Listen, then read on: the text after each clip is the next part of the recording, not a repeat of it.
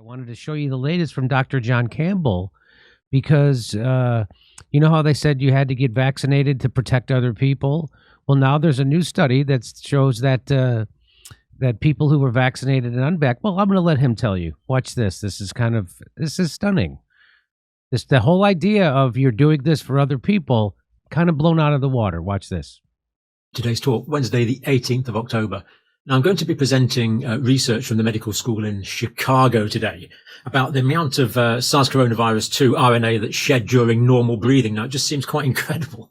This hasn't been done up to this point, especially when we consider some of the, shall we say, confident statements made by our medical, scientific and political leaders about how important it was to get vaccinated to prevent those around us. This casts a very critical light on that.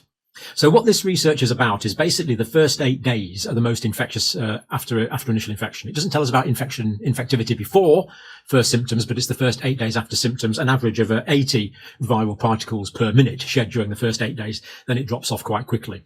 There's a lot of variation between individuals, but it seems that people that are sicker shed more virus, but that varies quite a lot. But the key thing is that there is no significant difference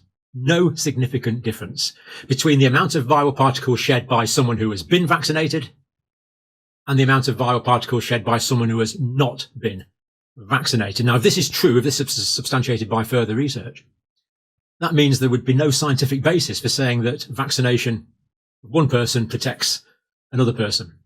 But you wouldn't quite guess that from some of the potential overstatement. Don't want to be too harsh on these people. That was said during the pandemic, which influenced our thinking really quite significantly. Let's just look at a few of them now as a walk down memory lane. So now John Campbell, I'm very proud of this. I think he's been watching my show and he's going to do a little Jimmy Dore. Okay, I'm overstating it. But he's going to show you a bunch of videos of people saying the exact opposite of what this new paper says is the science. So watch this. This is not about freedom or personal choice. It's about protecting yourself and those around you. The people you work with, the people you care about, the people you love. My job as president is to protect all Americans. Well, Mr. Biden sounded pretty confident there. I'm not getting at Mr. Biden. I was looking for clips from other political leaders as well, but I couldn't find them. Maybe some of them have been deleted. From our own country, but particularly from the experience in the UK, the vaccines we have do protect well against the Delta variant. So if ever there was a reason to get vaccinated, it's right now, because we're seeing this Delta variant double every 2 weeks. We're up to 20.6%. So we've got to get the job done. I mean, it's really unfortunate and somewhat puzzling when the data are right in front of you and you know exactly what you need to do to protect against these types of numbers, which you showed on the screen. I love how he says the data is right in front of you. Remember they didn't want to release the data for 75 years? Remember how we found out that they didn't even test to see if the vaccine stopped transmission or contraction? It wasn't because people went through the data. It was because a member of the European Parliament asked a Pfizer executive if they did. And of course, the Pfizer executive laughed and said, no, we didn't have time to test for that. We didn't test for it. We were going at the speed of science, which is a completely made up turn.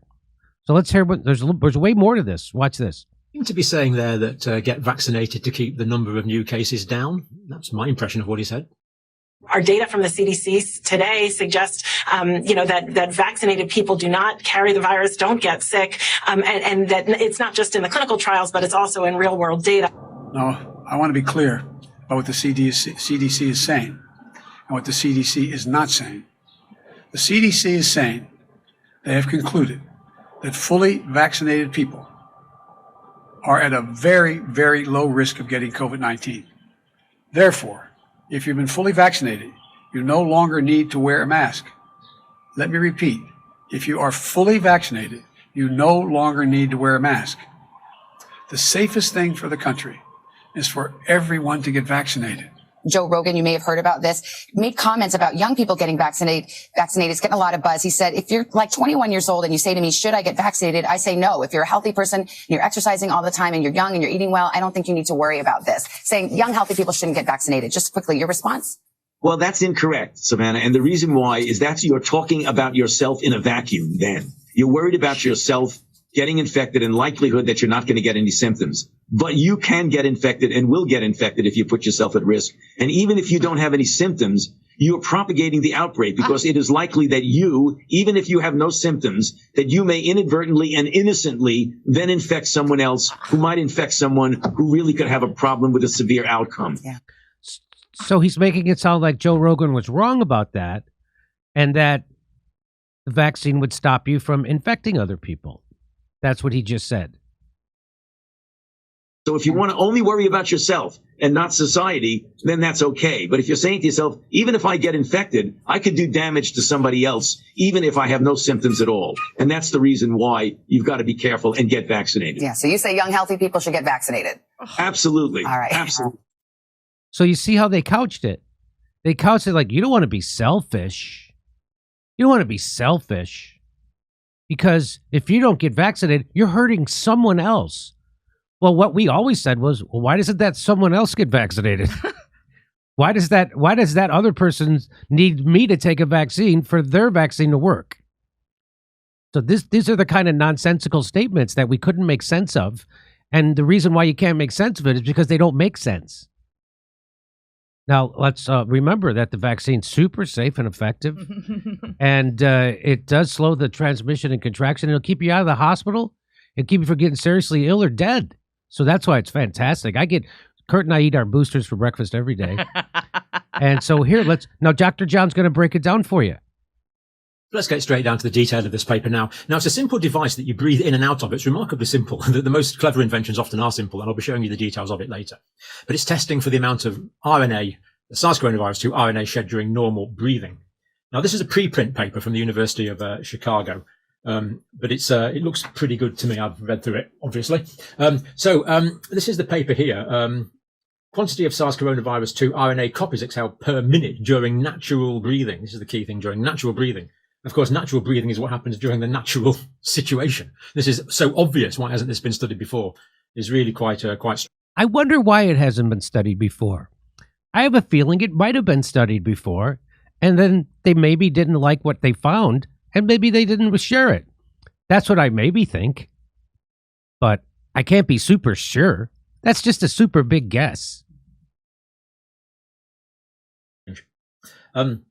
Now, the vaccinated and unvaccinated individuals exhaled similar levels of SARS coronavirus 2 RNA. This is from the paper. We found that vaccinated and unvaccinated participants inhaled similar numbers of SARS coronavirus 2 RNA copies. And I'll be giving you the numbers in a minute, but there's no significant difference between the two. In fact, I'll give you them now. Viral RNA levels in vaccinated individuals on days 1 to 16 ranged from, this is vaccinated people, remember, 0 to 549 exhaled copies per minute. So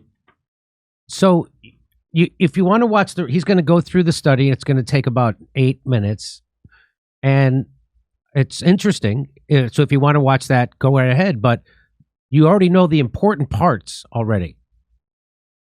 That according to this paper, vaccinated, unvaccinated people shedding the same amount. So it seems like all that stuff they said about it, about you doing that to protect other people, again, you have to get a vaccine to make someone else's work or something like that. That's what it sounds like. I don't know. That's what they mean. But on top of that, now, according to this paper, it turns out vaccinated, unvaccinated, shedding the same amount. So that's the key findings to take away here. But he's going to go into a little bit more detail for you. So if you like detail, here it comes. Very great deal of variation between individuals, 0 to 549 per minute. So that's in vaccinated. Now, in people that were unvaccinated, the numbers were higher, 0 to 876. But the whole point about science is it has to be significant. This is not a significant result. So to be significant, P would have to equal 0.05 or less. So it's nowhere near significant, actually. So no significant difference between the two. And any difference there would be pretty short-lived anyway, because we know that the immune protection from these vaccines is relatively short. Hence, boosters are being advised by people like the CDC, for example, at the moment. So no significant difference. So that's really quite interesting. Yes, we need a bigger study. Would it become significant with larger numbers? In a sense, the time to find this is past now. we would we could do it with Omicron now because people are still getting infected with Omicron, but we couldn't do it with the previous variants. So given that hard science, it looks like the individuals we looked at there could potentially be overstating.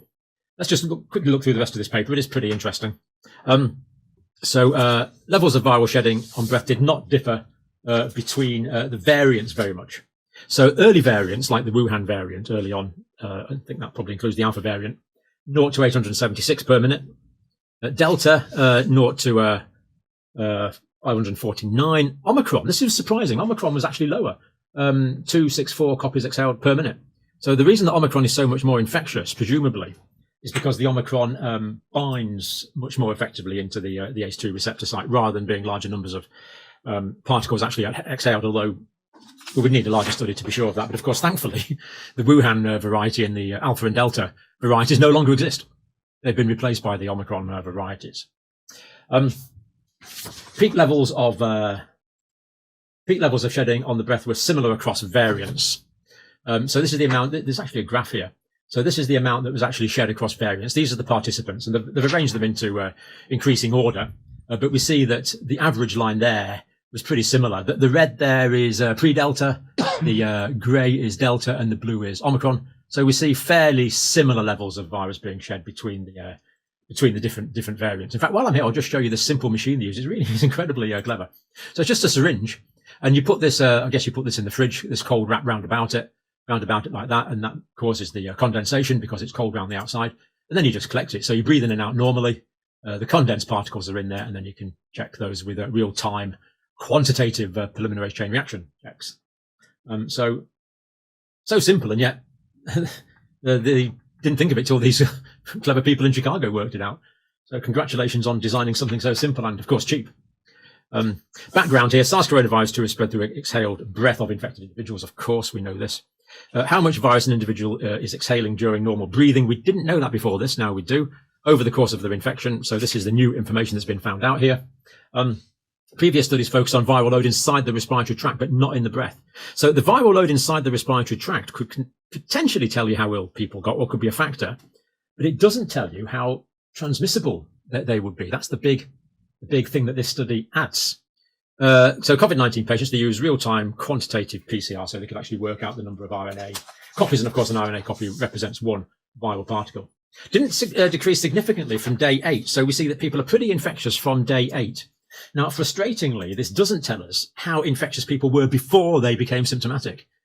And I must say that is not clear in my mind. I've read contradictory evidence on that recently. But it does tell us that people are very infectious from first symptoms all the way through to day 8. Then it drops off really quite significantly, but they still excrete a little bit of virus up to day 20, but almost certainly not enough to be actually infective after day 8. That's called the inoculum, the amount of virus that someone will get in to actually cause a new infection in an individual. And I know I've been exposed to huge amounts of SARS coronavirus 2 just in the past few months and haven't tested positive and have had no symptoms. Strange. Anyway, COVID positive participants exhaled an average of 80 viral particles per minute during the first 8 days of infection, but it varied a lot between individuals, as you would expect, really. Some were over 800 in a minute. After day 8, steep drop off to levels nearing the limits of detection. So a little bit that could just about detect up to day 20. You can still detect it with higher thresholds, of course, on the PCR test, but that can become spurious if we do it too much. Levels of exhaled viral RNA increased with self-rated symptom severity, although there was a lot of individual variation. So there was a tendency for people who were more symptomatic to produce more virus, but there was a lot of variation between individuals there, as we would expect, because of the large amount of comorbidities between individuals. I thought that was quite interesting. And crucially, here we see levels of exhaled viral RNA did not differ across sex significantly across age. So young and old exhale much the same amount. Male and female, much the same amount. Time of day, much the same amount, didn't make much difference. Vaccination status, not significantly different. And there's all the YouTube clips to the bits I've shown you there.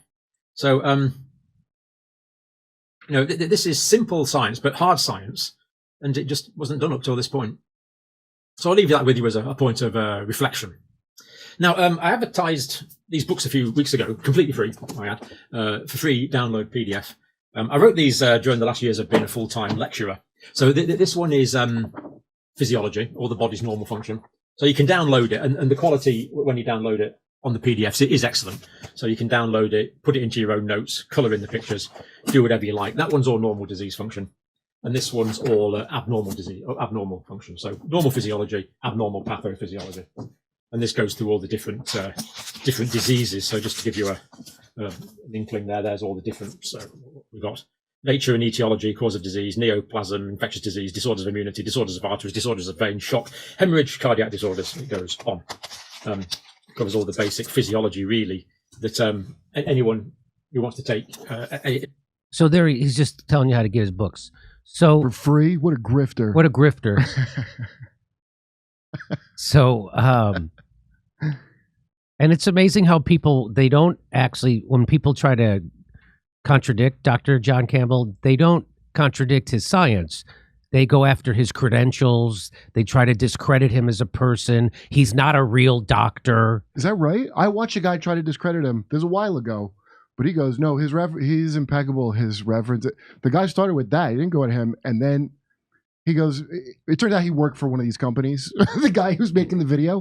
But a guy working for them making that kind of video couldn't say his reputation is bad. Yeah. So now they're saying he himself. He's had an excellent reputation his whole career. He's a doctor. They go, well, he's not a doctor. He's a nurse. So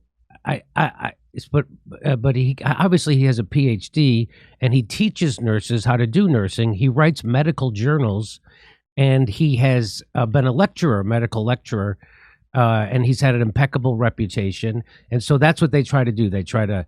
I've seen people always try to go, well, he's not a doctor. He's a nurse. Again, can you talk about? I'm a jagoff YouTuber. Who are you? Who are the person trying to discredit that guy knows way less than he does. Wait. He's not. But his name's Dr. John Campbell. He's a PhD. That's a doctorate. Yeah. So that's, I don't know. Like, I think you're still a doctor. If you're not, he's not the people with PhDs are called doctors.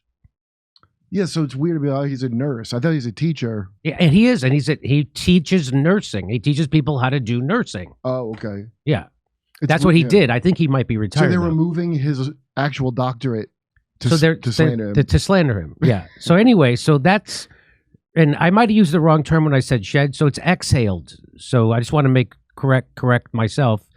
So that's quite a study. Contradicts all those videos that he played. And or it seemingly does.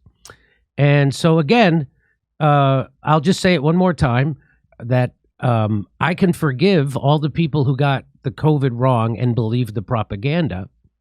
I can forgive them. I believed the propaganda until I got vaccine injured, and then I looked into it, and then I found out they were lying about everything. Everything, not little things. They were lying about, well, like where the virus came from. They were lying about who funded the virus. They were lying about contraction, transmission, herd immunity, natural immunity, masks. There wasn't anything that they didn't lie about. But of course, the vaccine is safe and effective, and it. You still have to say that? It'll keep you. It slows the spread. I mean, I just want to say it. I want to say it. I wouldn't say it because I'm being forced. No, I'm not being forced. I enjoy saying it. Mostly I just think about Israel now, so I don't even. Me too. It is super safe and effective, and it'll slow the spread and keep you from getting it. And it'll also keep you from getting out of the hospital. It won't, you won't get hospitalized and you won't get dead from the virus. So it's a fantastic vaccine. I love it. But we're having isn't it amazing? It took 3 years to get that simple of a study. To see how much if a vaccinated and an unvaccinated people exhaled the same amount in normal breathing. Isn't that amazing? It took this long to get that study. I wonder why they didn't want to do that study. I wonder why it took. I wonder why Pfizer didn't do that study or Moderna. I wonder why it took the University of Chicago. Who knows? And I wonder why this study wasn't already suppressed. That's interesting. Well, nobody cares now. I guess nobody cares now. The reason is nobody cares. Like, why are you even still talking Why about am I even still talking about it? That's how it works. Why are you still talking about it? People still talk about Pearl Harbor. Well, okay, yeah, 100 years from Yeah. as soon as we get a good set, whatever the amount of time of locking the info in the vault is, like 70 years or whatever, that's when it's cool. Yeah. Like they wanted to keep the vaccine trial data hidden for 75 years. And just like they want to keep Seth Rich's laptop hidden for 60 years. Really? Yes, we already talked about it twice on the show. I get there's so many things hidden for 60 years or 75 years. I confuse them. There's, of course, the JFK stuff. That's right. And the JFK, even Trump wouldn't release that stuff, even though he promised to. Boy, it must have been totally innocuous. Even Trump was like, I'm not putting this out. Yep. That guy wanted to ruin them and he wouldn't put it out. So that's quite a study. Again, I can forgive my friends for getting it wrong, but they will never forgive me for getting it right. And I got it right at every step of the way. You know why? Because I went right to the source. I went to Dr. Robert Malone, the guy who is credited with the invention of the mRNA vaccine technology. Not the COVID-19 vaccine, but the platform that is built on. He was the first one to figure it out. It's not about any one guy. It's about trusting the establishment more than ever. That's all they did was, people who claimed to be skeptical of government, people who claim to be skeptical of big pharma, people who claim to be skeptical of government conspiracies and secrets, 100% embrace the establishment narrative without skepticism, without question, and shamed you if you did have healthy skepticism. They shamed me, still do it. And they'll never admit they were wrong, and they'll never forgive me for getting it right. And that's just what I have to live with, I guess. If they only did that to other people in entertainment, that would be one thing. There are people who don't even work in entertainment, they were doing it too. They were doing it to that's right. Hey, come see us doing a live stand-up show in Bloomington, Illinois, Indianapolis, Levittown, New York, Red Bank, New Jersey, Wilmington, Delaware, Covina, California, Burbank, California, Oxnard, California, Venice, California, and Palmdale, California. Go to jimmydore.com for a link for tickets.